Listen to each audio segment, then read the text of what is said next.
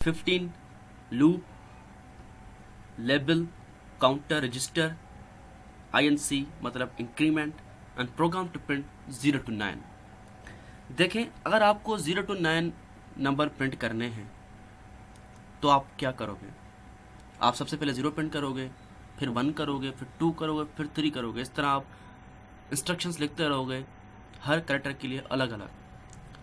तो क्या ये सही नहीं कि आप 3 इंस्ट्रक्शन जो एक कैरेक्टर प्रिंट करने के लिए होती हैं वो आप लिख लो और उसको बार बार चलाते रहो जब तक आपके 9 कैरेक्टर प्रिंट नहीं हो जाते?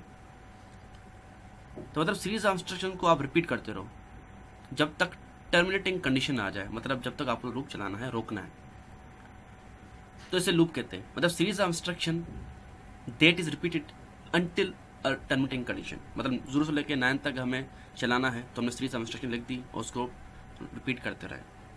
तो लूप क्या हुआ? Series of instruction that is repeated until a terminating condition is reached, इसे हम कहते हैं लूप।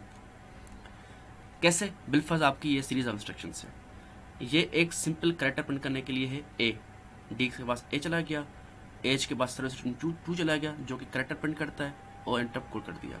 तो ये सीरीज ऑफ इंस्ट्रक्शन 3 है जो एक कैरेक्टर प्रिंट करें ए। अगर मुझे इसको बार बार रिपीट करना है तो मैं क्या करूँगा? देखिए, एक शख्स है, उसको आपको बार बार बुलाना है तो आप क्या करोगे? एक नाम से बुलाओगे ना। अगर उसका नाम होगा तो बुलाओगे, अगर नाम ही नहीं होगा तो आप बुला ही नहीं सकते। अगर नाम से बुलाओगे और आप जहाँ खड़े हुए हो, जहाँ पे खड़े हो वहाँ से बुलाओगे, वो वहाँ पे आएगा, उस जगह पे आएगा जहाँ पे उसको कॉल करोगे। तो लूप ऐसे ही होता है। सबसे पहले आप सीरीज ऑफ इंस्ट्रक्शन को नाम देते हो, मतलब सबसे पहले बिगिनिंग में एक नाम दोगे, बिगिनिंग द स्टेटमेंट आप एक नाम दोगे जिसे हम कहते हैं लेबल। और सीरीज ऑफ इंस्ट्रक्शन के बाद जब आप जहाँ इसको कॉल करोगे वहाँ पे आप उसका नाम लिखोगे, कॉल लूप लिख के उसका नाम दोगे। किस तरह? बिल देखें, सबसे पहले लेबल नेम कोई भी लिख सकते हैं, मैंने लेबल नेम लिख दिया, ये भी एक लेबल है, नाम कोई भी हो सकता है। उसके बाद सीरीज ऑफ इंस्ट्रक्शन और उसके बाद इसको कॉल करेंगे, बुलाएंगे। कौन बुला रहेगा? लूप। लूप कौन है? आप। और बुला किसको रहे हैं? सीरीज ऑफ इंस्ट्रक्शन, जिसका नाम क्या है? Label name. Label name, series of instruction, उसको आपने इस नाम से बुला लिया, नाम कोई भी हो सकता है। अब देखें, चलो ठीक है, एक शख्स का नाम रख दिया, सीरीज ऑफ इंस्ट्रक्शन का आपने नाम रख दिया, उसको बुला भी लिया, लेकिन कितनी बार बुलाना है? कितनी बार बुलाना है बताएं? ये कौन डिसाइड करेगा? ये आपका डिसाइड करेगा काउंटर रजिस्टर। मैंने आपको पहले ही बताया था, काउंटर रजिस्टर एक रजिस्टर होता है जो कि काउंट करता है प्रोग्राम को। एक जनरल पर्पस रजिस्टर है जिसका मेन पर्पस है to be used for a loop, loop के लिए चलता है। तो अब आपको याद आ गया कि अब इस लूप को कितनी बार चलाना है वो कौन संभालेगा? Counter register. अब ये कैसे संभालेगा? सवाल तो यहाँ पैदा होता है। तो ये ऐसे संभालेगा कि इसके अंदर जितनी वैल्यू पड़ी होगी, कांस्टेंट वैल्यू, उतनी बार आपका लूप खुद ब खुद चलता रहेगा। मतलब ये लूप लिखने से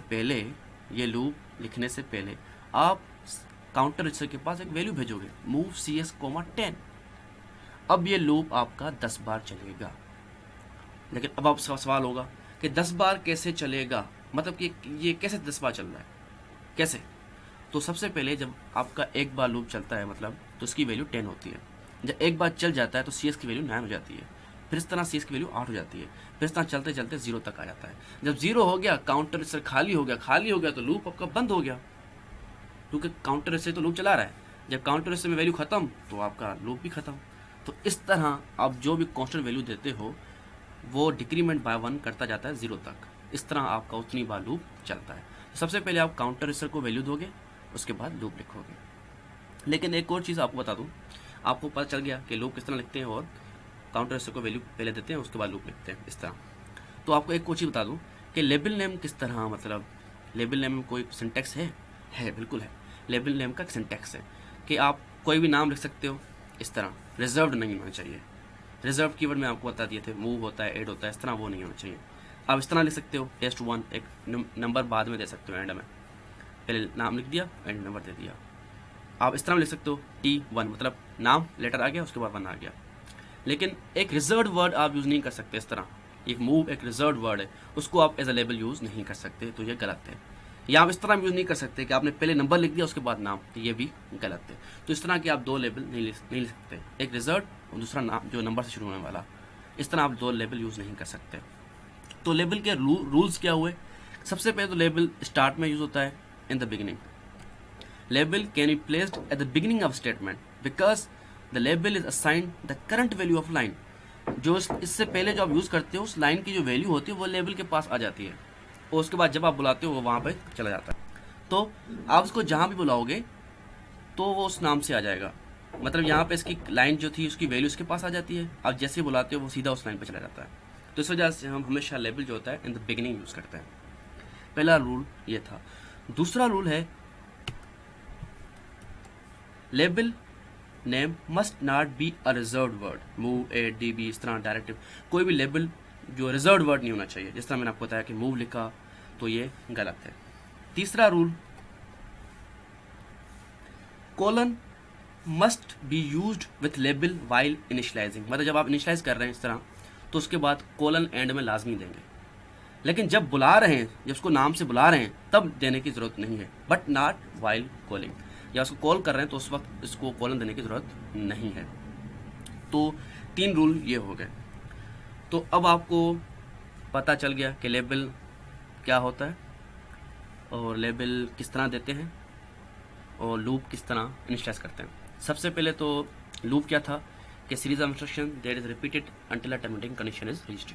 ये इंस्ट्रक्शन तब तक चलती रहेंगी जब तक आप उसको चलाना चाहते हो, टर्मिनेटिंग कंडीशन तक। सबसे पहले यहाँ पे लेबल आता है, मतलब जहाँ नाम रखते हो सीरीज ऑफ इंस्ट्रक्शन का, और उस नाम से इसको बाद में बुलाते हो। जो नाम होता है वो लेबल कहलाता है, और जिसको बुलाते हो तो लूप लिख के उसके बाद नाम देते हो। लेकिन ये कब तक चलना है वो आप काउंटर रजिस्टर को बताते हो। तो आप मूव CX के पास कोई वैल्यू भेजते हो, मैंने 10 भेज दी तो ये 10 बार चलेगा। तो पहले काउंटर रजिस्टर को बताया, उसके बाद लूप लिखा, अभी उतनी बार चलता रहेगा। अब हम प्रोग्राम बनाते हैं 0 to 9 प्रिंट करने का। कैसे? सबसे पहले तो आप प्रोग्राम स्ट्रक्चर बनाओगे जो मैं अब तक आपको बताता आया हूँ। डोजेक लिखा जो कि सेगमेंट्स अरेंज करेगा, डॉट मॉडल स्मॉल जो कि साइज़ बताएगा हमारे असेंबली प्रोग्राम का कि डेटा और कोड दोनों का अलग अलग लेस देन इक्वल टू 64 के बीच साइज़ है। उसके बाद डॉट स्टैक एंड रेच, हम स्टैक मैनेजमेंट यूज़ कर सकते हैं, ये पार्ट है प्रोग्राम स्ट्रक्चर का। उसके बाद डॉट डेटा जिसके अंदर वेरिएबल डिफाइन करेंगे, उसके बाद डॉट कोड जिसके अंदर हम इंस्ट्रक्शंस लिखते हैं। तो सबसे पहले प्रोसीजर स्टार्ट करेंगे, प्रोसीजर को एंड करेंगे और प्रोग्राम को एंड करेंगे। ये है प्रोग्राम स्ट्रक्चर। अब हम क्या करेंगे, 0 to 9 प्रिंट करते हैं। तो सबसे पहले हम काउंटर्स को बोलेंगे भाई 10 बार चलाना है, क्योंकि 0 से लेकर 9 तक मतलब 10 बार लूप चलेगा। उसके बाद लेबल नेम देना पड़ेगा, तो मैंने लेबल नेम दिया L1, और उसको कॉल करना है तो लूप L1। अब ये 10 बार ये लूप चलेगा। अब यहाँ पे मुझे प्रोग्रामिंग करनी है किस चीज़ की, 0 to 9 प्रिंट करने की। तो मैं क्या करूँगा, DS के बाद भेजूँगा 48 और इसको फिर प्रिंट कर दूँगा। अब देखें क्या होगा, 10 बार 10 चलेगी वैल्यू उसके पास, लूप में आए, DS के बाद 48 चला गया, इसको प्रिंट कर दिया, फिर लूप दोबारा इसको कॉल करेगा, फिर DS के बाद दोबारा 48 भेजेगा, फिर प्रिंट करेगा। तो ये 0 बार बार प्रिंट हो रहा है और DS के बाद बार बार 48 जा रहा है। क्या ये सही नहीं कि हम इसको यहाँ पे यूज़ नहीं यहाँ पे यूज़ करें, इसको यहाँ पे नहीं यहाँ पे यूज़ करें? तो एक ही बार वैल्यू चलेगी, बात खत्म हो गई। DS के बाद ऊपर ही भेज दें वैल्यू। अब क्या होगा, काउंटर से 10 बार चला गया, DS के बाद 48 चली गई वैल्यू, लूप स्टार्ट हुआ, ये प्रिंट करेगा करेक्टर कौन सा, जो कि DS के अंदर होगा। DS के अंदर क्या डाला हुआ है 48, तो इस पर उसको प्रिंट कर देगा। फिर लूप को कॉल करेगा, फिर दोबारा प्रिंट करेगा किसको, जो DS के अंदर पड़ा होगा 0। मतलब 0 ही 10 बार प्रिंट होगा। लेकिन हमें क्या करना है, 0 से लेकर 9 तक जाना है। ये तो 0 ही प्रिंट कर रहा है बार बार। हम क्या करें, तो हम ये करेंगे कि हम इसको बार बार बढ़ाते जाएंगे एक एक नंबर। तो कैसे मुमकिन है वो, ये लूप के अंदर ही प्रिंट करने के बाद हम कहेंगे 8DX, 1। अब क्या होगा, 48 में एक 1 ऐड हो जाएगा तो 49 हो जाएगा, फिर दोबारा 1 ऐड होगा दूसरी बार तो ये 50 हो जाएगा। इस तरह आपका लूप चलता रहेगा, कहाँ तक, जब तक 9 प्रिंट नहीं हो जाते, 57 तक चलता रहेगा। इसकी जगह पे आप इंक्रीमेंट भी डाल सकते हो। एक कीवर्ड है INC, उसके बाद आप रजिस्टर का नाम लिख दो तो उसमें वो इंक्रीमेंट करता रहेगा, इंक्रीमेंट बाय 1। अगर आप इंक्रीमेंट 1 का कर रहे हो तो आप INC डायरेक्ट DS लिख सकते हो, तो इंक्रीमेंट बाय 1 खुद ब खुद करता रहेगा। अब आपका ये लूप चलता रहेगा जो कि आपका कटर प्रिंट करता रहेगा 0 to 9। एंड में अगर आपको निकलना है तो मूव एज के बाद 4 भेज दिया और इंटरप्ट कॉल कर दिया। तो ये आप था आपका program to print 0 to 9। Program design किया, CS को डिसाइड कर दिया कि भाई आपको 10 बार चलाना है लूप। उसके बाद लूप कॉल कर दिया, लूप के अंदर हम प्रोग्रामिंग बना दी, DS के बाद 48 भेज दिया, उसको प्रिंट कर रहे हैं और DX में बार बार इंक्रीमेंट कर रहे हैं 1 का। एक बार लूप चला तो 0 आ गया, दूसरी बार लूप चलेगा तो 49 हो चुका होगा, उसको प्रिंट कर देगा, इस तरह 50 हो चुका होगा, ये चलता रहेगा जब तक आपके 9 फ्रेंड नहीं हो जाते। Thank you and yes, don't forget to subscribe.